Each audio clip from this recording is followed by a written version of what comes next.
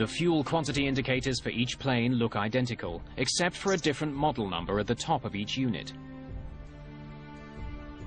The ATR-72 should have a model number 2500. But according to the logs, mechanics installed a unit with the model number 2250 instead. Tuninter's maintenance logs offer a valuable clue. But for Panetta, there's no definitive proof that the wrong fuel quantity indicator was installed on the plane. It could have been a mismatch in that aircraft documentation, so we need to prove that. There is only one way to know for certain whether Flight 1153 had the right fuel quantity indicator. Go find it at the bottom of the sea.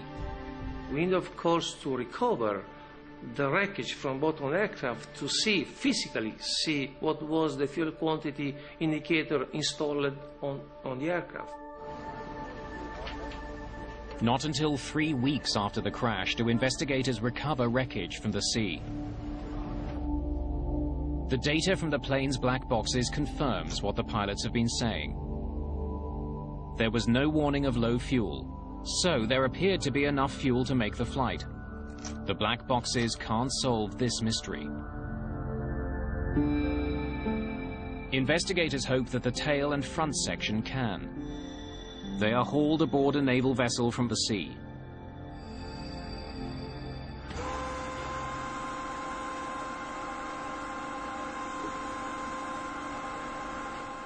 The moment the cockpit is hauled in, Panetta is there. There's only one thing he wants to see inside.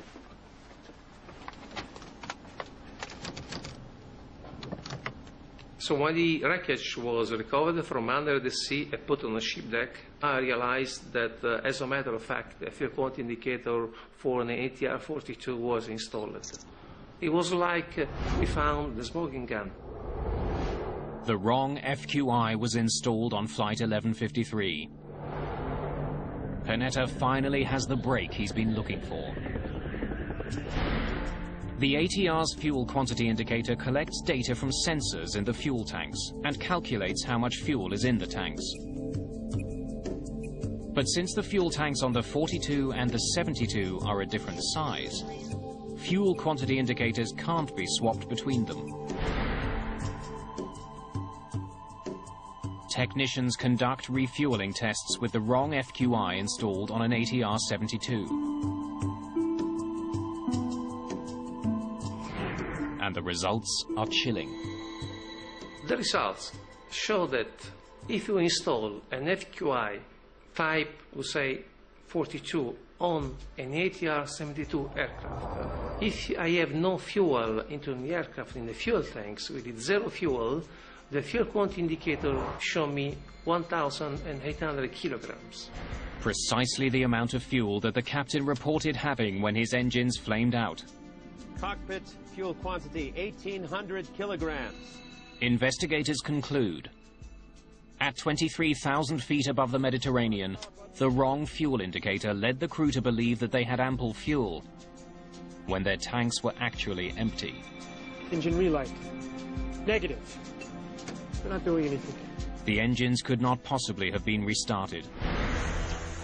With hundreds of ATR-42s and ATR-72s still flying, the implications are stark. Could there be other planes flying with the wrong gauge?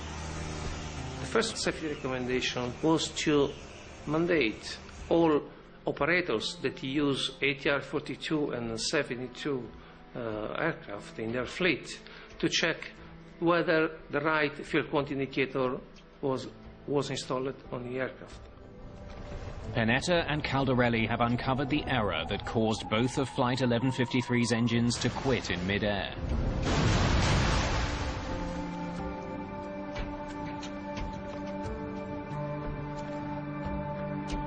But the case isn't closed. Standard flight procedures should have uncovered the error before takeoff and prevented the disaster.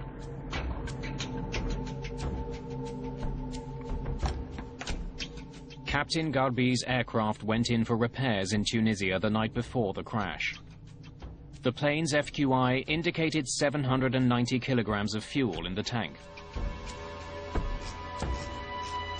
After the new fuel quantity indicator was installed, it showed that there was almost 4 times as much fuel on board, 3,100 kilograms.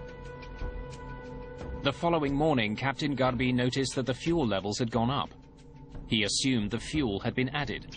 But when fuel is added to an aircraft, a refueling slip must be left in the cockpit.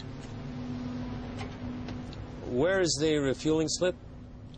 The pilot asked to the flight dispatcher where was this refueling slip, but the flight dispatcher was not able to find this refueling slip. I'll get it to you when you get back from Jerba. Roger that. There was no refueling slip because the plane hadn't been refueled.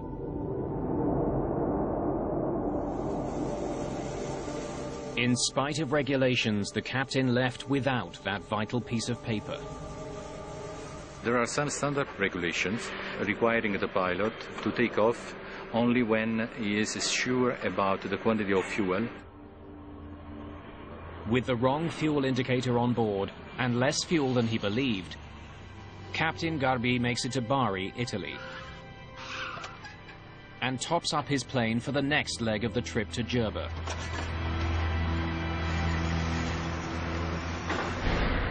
How much fuel are you adding?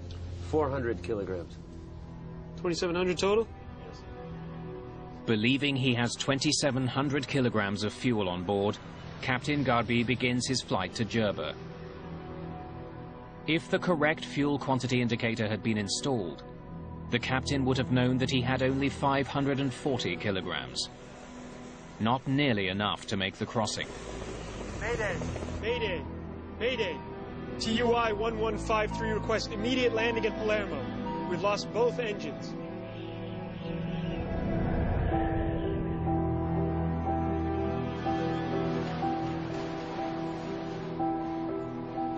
Panetta's investigation comes to a close. He draws up his final report. His colleague, Giuseppe Caldarelli, voices a bold view. Even with no fuel and dead engines, Flight 1153 could have made it to land. The aircraft was in a position that allowed to reach Palermo. TUI 1153. Caldarelli wonders if the pilots did everything they could have to get the plane safely to Palermo. TUI 1153. Investigators get some unexpected answers by having seasoned pilots fly the exact same flight with the exact same problems. Okay, we are now in big trouble because the second engine has gone off, so... Vincenzo Panetta's investigation into the crash of TuneInter Flight 1153 has uncovered the events that led up to the accident. Now he and Giuseppe Caldarelli need to resolve one question. Did mistakes made by the pilots cost people their lives? We're not going to make it. Prepare to ditch. Caldarelli and his team study the plane's specifications and draw a surprising conclusion. Flight 1153 could have been able to glide to Palermo. According to manufacturer data, an ATR is able to glide 3 miles for every 1,000 feet of descent. With the help of the tailwind that day, Flight 1153 could have been able to glide 70 miles to Palermo. The crew might have been able to make it. Landing gear lever up. So what had the pilots done wrong?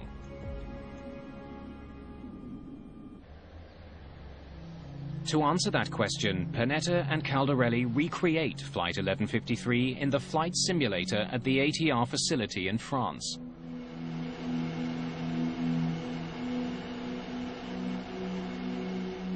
Test pilots try to glide an ATR-72 for 70 miles from the altitude at which Flight 1153 lost its second engine.